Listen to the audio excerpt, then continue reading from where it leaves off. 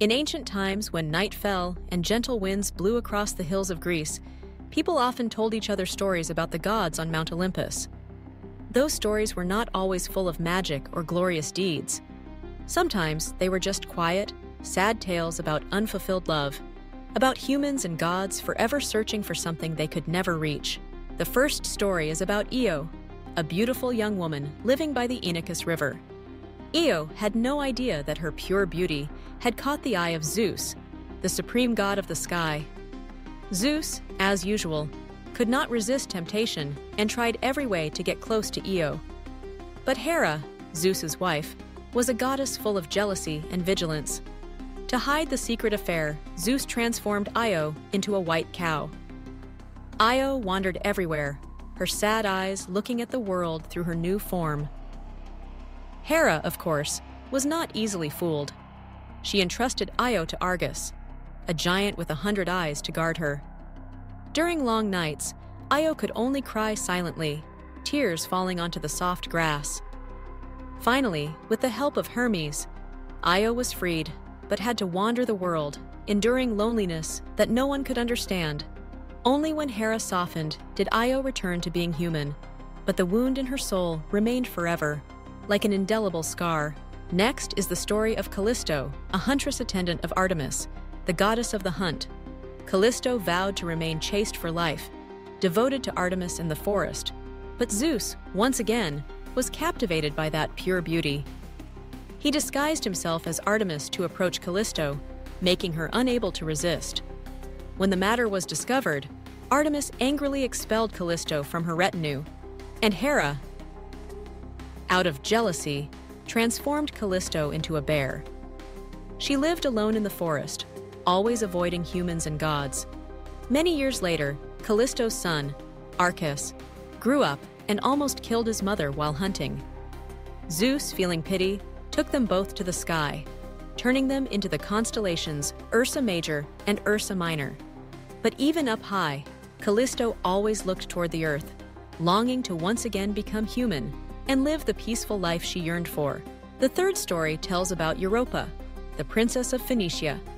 One morning, while Europa was picking flowers by the seaside, Zeus appeared in the form of a beautiful white bull and gently approached her. Europa stroked the smooth fur, unaware that she was near the most powerful god. Zeus gently lifted Europa onto his back, then suddenly plunged into the sea, crossing the vast ocean to the island of Crete. There, Zeus revealed his true form and expressed his love for Europa. But Europa, despite being loved by Zeus, never returned home.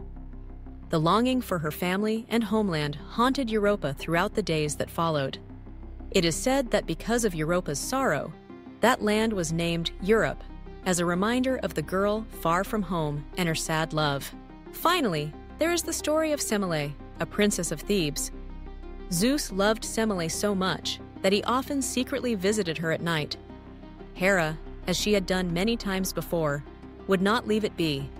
She disguised herself as an old woman, approached Semele, and planted doubts in her heart about the true identity of her mysterious lover. Confused, Semele begged Zeus to reveal his divine form before her. Zeus, bound by his oath on the river Styx, could not refuse. But the radiance and power of a god were too great for a mortal human. Semele was burned to ashes by the divine lightning. When Semele died, Zeus saved the child in her womb, Dionysus, sewing him into his thigh until the day the child was born. Although Semele was later taken to Olympus, she remains a symbol of the painful price humans pay when they love a god.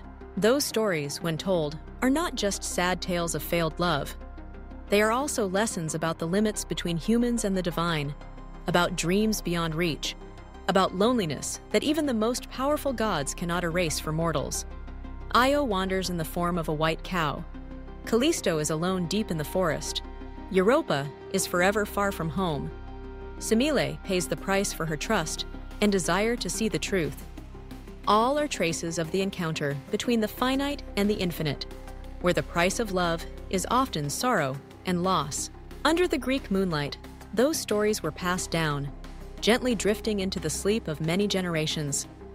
There were no heroic battles or dazzling magic, only the sighs of souls forever restless. And perhaps, amidst those sad tales, people found a bit of peace, for all pain will eventually be soothed by time, and the stars in the high sky will forever remind us of those who once loved, once cried, once hoped, once dreamed, even if only for the briefest moment of a lifetime.